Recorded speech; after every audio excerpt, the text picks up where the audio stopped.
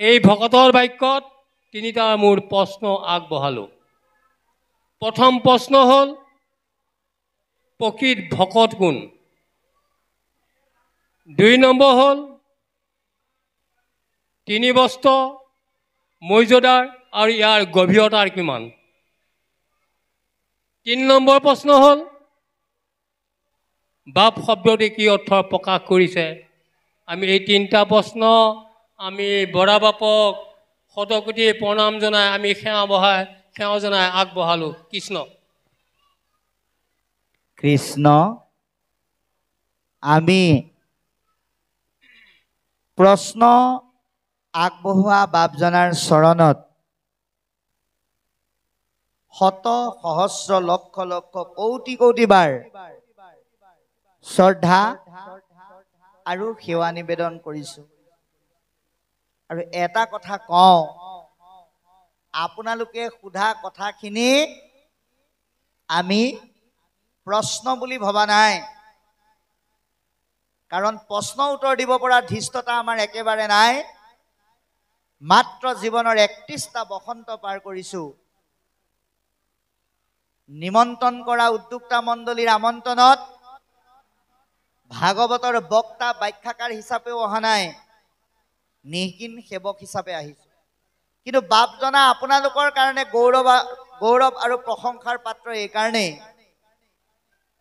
যে এনেধৰণৰ অনুষ্ঠানত থাকি যিসকলে ভাগৱতৰ বিষয়ৰ আলমত প্ৰশ্নৰ অৱতাৰণা কৰে, তেৰা সমস্ত ৰসত চতুৰ। কাৰণ শাস্ত্ৰত সিদ্ধান্ত দিছে, কথা শুনিলে গুছে মনৰ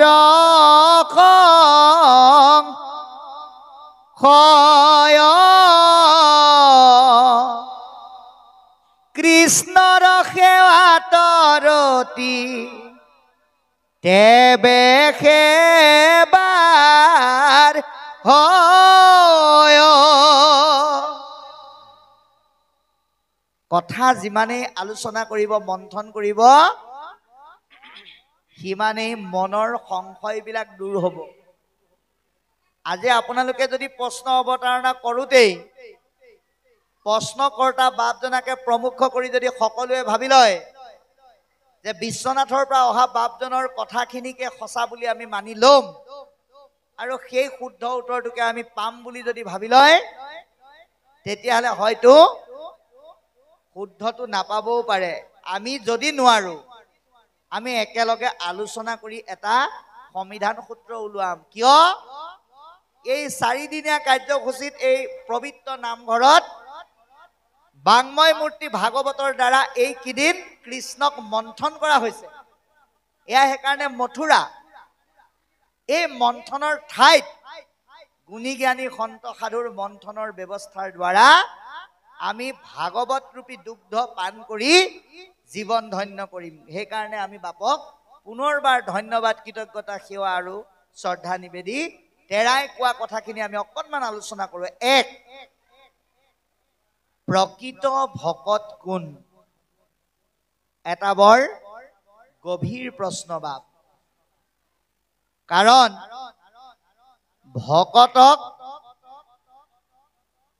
4 প্ৰকাৰে ইতিমধ্যেই ভাগ কৰি দিছে: আৰ্ত, আথাৰ্থ, জিজ্ঞাসু আৰু জ্ঞানী।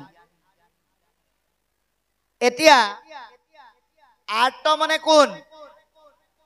যিয়ে বিপদত পৰি ভগৱন্তৰ নাম লয় আৰু বিপদটো সাৰিলেই পাহৰি যায়। বোলে হে প্ৰভু, বৰ ডাঙৰ সমস্যাত পৰিছো। কি সমস্যা? ধুমুহা বতাহ আহিছে, ঘৰটো ভাঙি পৰিব, প্ৰভু তুমি হাত পাতি ধৰা। ধুমুহাও গ'ল, কৃষ্ণৰ নামো গ'ল, পাহৰিলো আৰু। এইসকল হ'ল আৰ্ত। আথাৰ্থ, দিনৰ পৰা ৰাতিলৈকে কেৱল প্ৰভু তুমি যিমান পাৰা আমাক সিমান দিয়া, ধন দিয়া, জন দিয়া, ঐশ্বৰ্য দিয়া, বিভূতি দিয়া, পুত্ৰ দিয়া, ভাৰ্যা দিয়া, যিমান পাৰা তুমি আমাক দি থাকা, দি থকালৈকে কিন্তু ভজিম। যেতিয়াই তুমি নিদিয়া হোৱা তোমাক আকৌ কণা বিধতা বুলি ময়ে গালি পাৰিম। এয়া হ'ল অৰ্থাৎ কিবা এটা পাবৰ কাৰণে ভজে। জিজ্ঞাসু অৰ্থাৎ ভগৱত। আজি আপোনালোকে এটা কথা চাওক, এই ভাগৱতখন কাৰ ঘৰত নাই? গুৰু গৃহ থকা, ভগৱন্তক ভাল পোৱা, মহাপুৰুষক ভাল পোৱা প্ৰতিখন গৃহস্থীৰ ঘৰতে ভাগৱত আছে। প্ৰথমৰ পৰা দ্বাদশলৈকে ঈশ্বৰ উপাসনাৰ মহামন্ত্ৰ ইয়াত আছে বুলি আপোনালোকে সকলোৱে জানেই। তথাপিতো এই 4 দিনীয়া কাৰ্যসূচী আয়োজন কৰি আপোনালোকে ইয়াত যে শুনিবলৈ আহিছে, জনাৰ পিছতো যে আকৌ জানিবলৈ আহিছে, তেৰা সমস্তক জিজ্ঞাসু বুলি কৈছে। জনাৰ পিছতো আকৌ জানিবলৈ যায়, মানে তেওঁলোকৰ জানি শেষ নাই হোৱা বুলি ভাবে। আৰু জ্ঞানী ভগৱন্ত কৃষ্ণ মস্তকৰ পৰা চৰণলৈ, চৰণৰ পৰা মস্তকলৈ সমস্ত ৰূপ উপলব্ধি কৰে, হৃদয়ত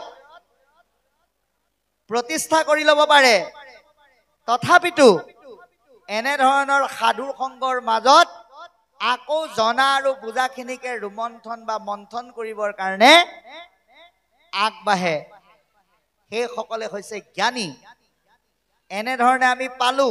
এতিয়া প্ৰকৃত ভকত কোন, এই কথা আমাক সুন্দৰকৈ সিদ্ধান্ত দিছে শাস্ত্ৰৰ, ভাগৱত শাস্ত্ৰৰ 3য় স্কন্ধত। আপুনি প্ৰকৃত সাধু এইজনেই বুলি কাৰো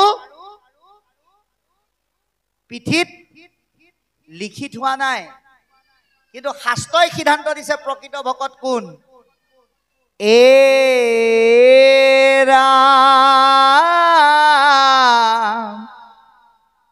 সৰ্বধৰ্ম এৰি যিটো মুকেশে ভজয়,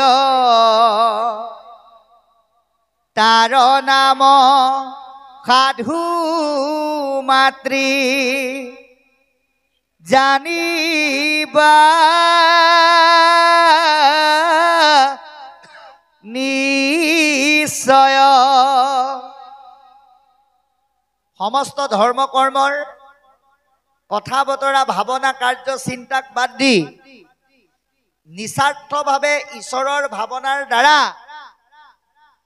সদা সৰ্বদা বাংময় মূৰ্তি জ্ঞানৰ দ্বাৰা যিজনে নিস্বাৰ্থ আনন্দত প্ৰেমাস্পৃত হৈ থাকি কৃষ্ণৰ কৰ্তব্য কোনো ধৰণৰ আশা আৰু ফল আশা নকৰাকৈ মান্যতা কৰি তাক পালন কৰি যায়, জীৱনত যিমান বাধা বিঘিনি আহিলেও অইনফালে গতি নকৰে, বাধা বিঘিনিবিলাকো ভগৱন্তই দিয়া একো একোটা উপহাৰ, আনন্দখিনিও উপহাৰ, দুখখিনিও উপহাৰ, এনেধৰণৰ মান্যতাৰে কৃষ্ণ পৰম ব্ৰহ্ম ঈশ্বৰৰ ৰসক শ্ৰেষ্ঠ ৰস বুলি ভাবি যিজনে প্ৰকৃততে জীৱনত ভাগৱতমুখী ভক্তিযুক্ত কৰ্ম কৰি যায়, য'ত আশা নাথাকে, য'ত কোনো স্বাৰ্থ নাথাকে, য'ত পঞ্চ প্ৰকাৰৰ মুক্তিকো কামনা নকৰাকে যিজনে ভগৱন্তক ভজি যায়, সেইজনকেই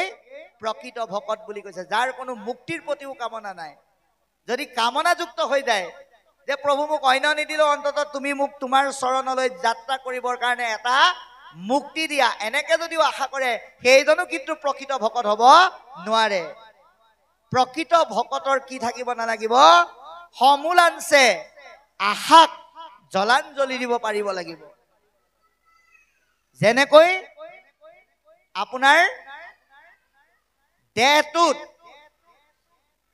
জড় দেহ এটাক, জীৱহীন দেহ এটাক চিকুটি থাকিলে যেনেকৈ দুখ নাপায়, সেই সমস্ত চিন্তাৰ আত্মাকাৰ ভাৱনাযুক্ত ভকতজনে জীৱাত্মা বিবেকৰ মাজত দেহে উপলব্ধি কৰিব পৰা সংবেদনবিলাককো অনুভৱ নকৰি সম্পূৰ্ণৰূপে যিজন আত্মাকাৰ হৈ যাব পাৰে সেইজনে হৈছে প্ৰকৃত ভকত কৃষ্ণ। 2 বাপজনাই কৈছে যে 3 বস্তৰ যথাৰ্থতা বা গভীৰতা। আজি আপোনালোকে এটা কথা চাওক, আমি উপলব্ধি কৰিব লাগিব এই কথাটো যে মনত ভগৱন্তমুখী ভাৱনা আহিব লাগিব। সেই ভাৱনাখিনি আহিবৰ কাৰণে এই কথাখিনি বাপজনাই অৱতাৰণা কৰাটো বৰ ভাল হৈছে। এখন আমি বাস্তৱমুখী দৃষ্টিভংগীৰে কৈছো, এখন স্কুলত ছাত্ৰ ছাত্ৰীক একেধৰণৰ ইউনিফৰ্ম পিন্ধি আহিবৰ কাৰণে বিদ্যালয়ৰ পৰা আহ্বান কৰে। কেলে কৰে বাৰু? যদি একেধৰণৰ ইউনিফৰ্ম নিদিলেহেঁতেন ইজনৰ মাজত সিজনৰ অকণমান দুখ আৰু সুখৰ তাৰতম্য থাকিলহেঁতেন। কোনোবাই ৰঙা পিন্ধিলেহেঁতেন, কোনোবাই নীলা পিন্ধিলেহেঁতেন, কোনোবাই দামী পিন্ধিলেহেঁতেন, কোনোবাই কম দামী পিন্ধিলেহেঁতেন। ইজনে সিজনক ক'লেহেঁতেন, চা মই তোতকৈ দামী কাপোৰ পিন্ধি আহিছো। সেই কথাটোকে শুনি কম দামী কাপোৰ পিন্ধি থকাজনৰ মনত দুখ লাগিলহেঁতেন। মাক দেউতাকক ক'লেগেহেঁতেন যে আমুকে ইমান ধুনীয়া দামী কাপোৰ পিন্ধি গৈছে, মোক তোমালোকে কম দামী কাপোৰ দিছা, মই কাইলৈৰ পৰা স্কুললৈ নাযাওঁ। কিন্তু এখন স্কুলত কি কৰিছে যে ধনী দুখীয়া উচ্চ নিচ ক'লা বগা কোনো কথা নাই, সকলোৱে কিন্তু একেধৰণৰে কাপোৰ পিন্ধি যাব লাগিব, য'ত কোনো ভিন্নতা নাথাকিব। আৰু আপোনালোকে এটা কথা চাওক, এই 3 বস্ত্ৰ সুন্দৰ শুভ্ৰ অৰ্থাৎ বগা বৰ্ণৰ এই বস্ত্ৰত কি নাই? জাকত জিলিকা জিকমিকাই থকা চমক খুৱাই থকা কোনো ধৰণৰ ব্যৱস্থা নাই। যেনেকৈ এখন স্কুলত একেধৰণৰ ইউনিফৰ্ম পিন্ধাৰ লগে লগে তেওঁলোকৰ মনত সম্প্ৰীতি ভাতৃত্ববোধ বন্ধুত্ব গঢ় লয়, ঠিক তেনেকৈ মহাপুৰুষ কৃপালু গুৰুজনাই যাতে এই ভকতীয়া সমাজখনৰ সাধুসকলৰ মাজত কোনো ভিন্নতা নাহে। 2 এই বগা ৰঙৰ সুন্দৰ বস্ত্ৰ পিন্ধিলে মানুহৰ মনত কোনো ধৰণৰ জকমকাই থকা জিলিকি থকা ইজনতকৈ সিজন বেছিকৈ বাঢ়ি যোৱা, ইজনতকৈ সিজনে কম ভাৱনা লৈ আছে বুলি ভবা সেই ভিন্নতাটো নাথাকি এক ঈশ্বৰৰ চিন্তাৰে সততা আৰু শান্তিযুক্তভাৱে যে আত্মাকাৰ ভাৱনাক উপলব্ধি কৰিব পাৰিব, সেই চিন্তাক প্ৰতিপন্ন কৰিবৰ কাৰণে এই সুন্দৰ শান্তিযুক্ত সাত্বিক বস্ত্ৰ আমাৰ মাজত সুন্দৰকৈ মহাপুৰুষে তুলি ধৰিছে, শাস্ত্ৰই আমাক তুলি ধৰিছে। আৰু এই বস্ত্ৰ যেতিয়া আমি পিন্ধিম, এই বস্ত্ৰই আমাৰ মনত কি আনি দিব? ভক্তিৰ ভাৱ আনি দিব। কাৰণ প্ৰমাণ চাব, যদি সোণৰ মুকুটটো পিন্ধাৰ লগে লগে ৰজা পৰীক্ষিতৰ গাত কলি লগাটো সঁচা কথা হয়, তেনেহলে এই চেলেং চুৰীয়া গামোচা আমি দেহত পৰিধান কৰাৰ লগে লগে এই সুন্দৰ বগা বস্ত্ৰই আমাৰ মনত ভগৱন্তৰ সঠিক ভক্তিযুক্ত ভাৱৰ কেলেই সৃষ্টি নকৰিব? সোণৰ কলিৰ মলিনতাই ৰজাক যদি বুদ্ধিভ্ৰষ্ট কৰিব পাৰে, তেনেহলে এই সুন্দৰ বস্ত্ৰই আমাক ভকতীয়া সমাজৰ মাধ্যমেৰে ভক্তিৰ ভাৱত যাত্ৰা কৰিব পৰা উন্নীত পথ যাতে আনি দিব পাৰে, তাৰ কাৰণে এই বস্ত্ৰ আমাক তুলি ধৰিলে। ইয়াক ভিন্নতা নোহোৱাকৈ পৰিধান কৰিব পৰা এটা সুন্দৰ ব্যৱস্থা গ্ৰহণ কৰাৰ কাৰণটো হ'ল মানুহৰ মনত যাতে কোনো উচ্চ নিচ ক'লা বগা হীন পৰ ভাৱনাটো নাহি এক কৃষ্ণৰ চিন্তাত যাতে মনটো বান্ধ খাব পাৰে, তাৰ কাৰণে এই বস্ত্ৰৰ ব্যৱস্থা কৰা হৈছে। তিনি বাপ জনাই কৈছে যে বাপ শব্দটোৰ অৰ্থ কি। এতিয়া মহাপুৰুষ আপোনালোক গৌৰৱান্বিত, অসমৰ দুখন জিলা বিশেষভাৱে গৌৰৱান্বিত, লখিমপুৰ জিলাৰ নাৰায়ণপুৰ, য'ত মাধৱ মহাপুৰুষৰ জন্ম, আৰু আপোনালোক নগাঁও জিলা গৌৰৱান্বিত, আপোনালোকৰ সমীপতে মোৰ কৃপালু গুৰু বৈকুণ্ঠৰ পৰা নাম নমায়না জাতিৰ জনক বিশ্বৰ শ্ৰেষ্ঠ মহাপুৰুষ কৃপালু শ্ৰীমন্ত শংকৰদেৱ গুৰুজনাৰ জন্ম। এনেহেন স্থানত ভকতে কৰা প্ৰশ্নৰ উত্তৰ দিবলৈ যোৱা আৰু টিপচি হৈ গৰুণ্ডৰ লগত উৰা মাৰিবলৈ যোৱা একে কথা।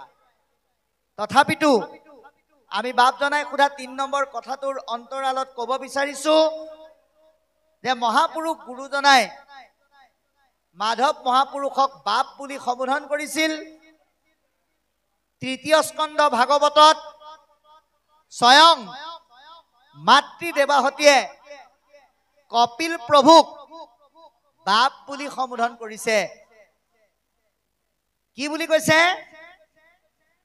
এৰা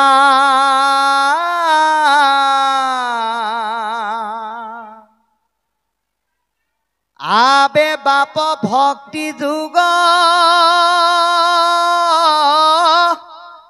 বিস্তাৰি কহিও মোক যেন মতে বুজু অভিপ্ৰায়।